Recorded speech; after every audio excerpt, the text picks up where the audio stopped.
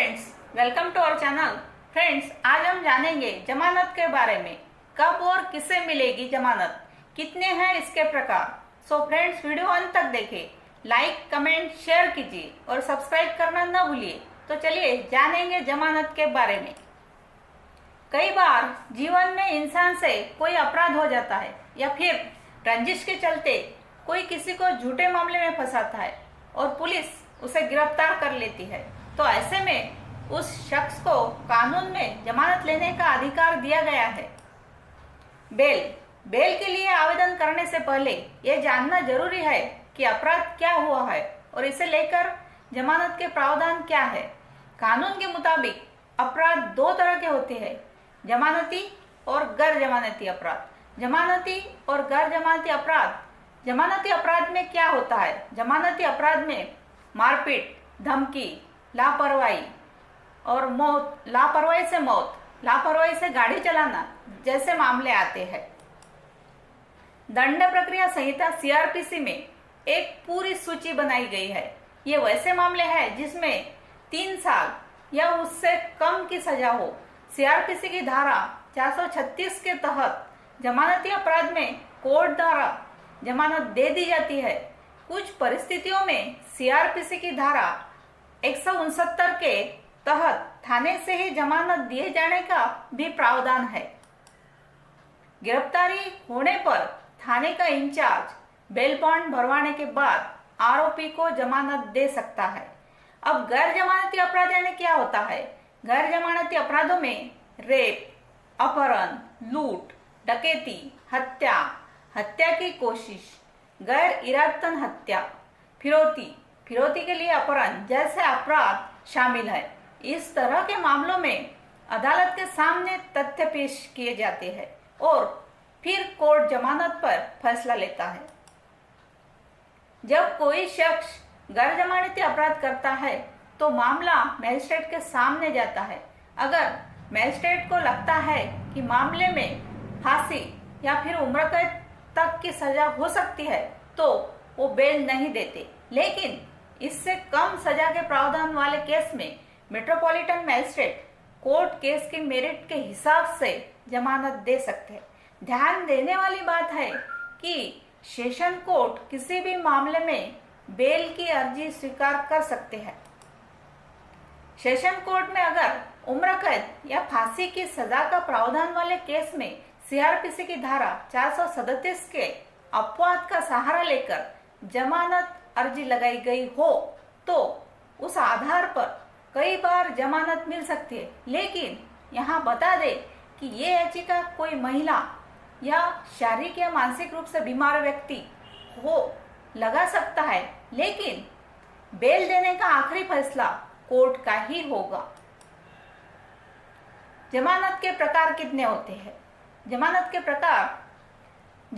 अग्रिम जमानत से मतलब है कि अगर किसी आरोपी को पहले से आभास है कि वो किसी मामले में गिरफ्तार हो सकता है तो वो गिरफ्तारी से बचने के लिए सीआरपीसी की धारा 438 के तहत अग्रिम जमानत की अर्जी कोर्ट में लगा सकता है।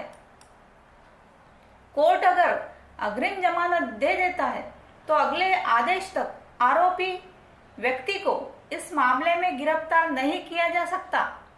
रेगुलर बेल यानी क्या होता है? रेगुलर बेल जब किसी आरोपी के खिलाफ ट्रायल कोर्ट में मामला पेंडिंग है तो उस दौरान आरोपी सीआरपीसी की धारा 439 के तहत अदालत से जमानत मांग सकता है। यहाँ ट्रायल कोर्ट या हाई कोर्ट केस की स्थिति के आधार पर अपना फैसला देते हैं। इस धारा के अंतर्गत आरोपी को रेगुलर बेल या फिर अंतरिम जमानत दी जाती है। इसके लिए कोर्ट आरोपी से मुचलका भरवाता है और आरोपी को जमानत के दौरान कोर्ट द्वारा दिए गए निर्देशों का पालन करना होता है। सीआरपीसी की धारा 436 ए सीआरपीसी की धारा 436 ए अगर कोई आरोपी किसी मामले में अंडर ट्रायल है और जेल में है और उस पर लगे आरोप में जितने दिन की सजा हो सकती है और उससे आधा या आधे से ज्यादा समय जेल में बिता चुका है तो सीआरपीसी की धारा 436 ए के तहत कोर्ट में जमानत के लिए अपील कर सकता है। चार्जशीट दाखिल न होने पर बेल कानून में प्रावधान है कि अगर पुलिस समय पर चार्जशीट दाखिल नहीं करती है तो भी आरोपी को जमानत दी जा सकती है, चाहे मामला कितना भी गंभीर हो, गंभीर क्यों न हो। ऐसे अपराध जिसमें 10 साल या उससे ज्यादा की सजा का प्रावधान है, उनमें आरोपी को गिरफ्तारी के 90 दिनों के अंदर चार्जशीट दाखिल करना जरूरी है। इस समय में अगर चार्जशीट दाखिल नहीं होती है तो आरोपी को सीआरपीसी की धारा 167 के तहत जमानत दिए जाने का प्रावधान है। वही 10 साल की कैद की सजा से कम वाले मामलों में 60 दिनों के भीतर चार्जशीट दाखिल करना जरूरी है। इस समय में चार्जशीट दाखिल नहीं करने पर जमानत का प्रावधान है। इस दौरान अगर चार्जशीट दाखिल कर दी जाती है तो जमानत केस की मेरिट के आधार पर ही तय होती है। इन कारणों से भी नहीं मिल सकती बेल।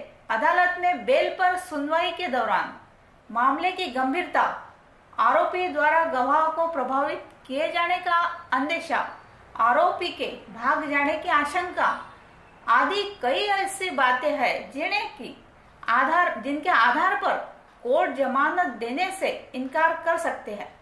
आरोपी अगर आदतन अपराधी है तो भी बेल नहीं मिलती। केस की किसी भी स्टेज पर जमानत दी जाए, इसके लिए कोई ऐसे मापदंड नहीं है। अंतिम फैसला सिर्फ अदालत का मामला अगर गंभीर हो और गवाह को प्रभावित किए जाने की आशंका हो तो चार्ज फ्रेम होने के बाद भी बेल नहीं मिलती। केस के ट्रायल के दौरान मुख्य गवाहों के बयान और आरोपी के खिलाफ हो तो भी आरोपी को जमानत मिलना मुश्किल है। उदाहरण के तौर पर महिला के साथ दुष्कर्म के केस में पीड़िता अगर सुनवाई के दौरान दुष्कर्म होने की बात से मुकर जाए तो आरोपी को जमानत मिल सकती है, लेकिन अगर आरोपी के खिलाफ बयान दे दे तो जमानत मिलने की संभावना लगभग समाप्त हो जाती है। यही स्थिति दूसरे गंभीर मामलों में भी है। गैर जमानती अपराध में किसे बेल दी जाना चाहिए और किसे नहीं, ये फैसला पूरी तरह अदालत का रहता है।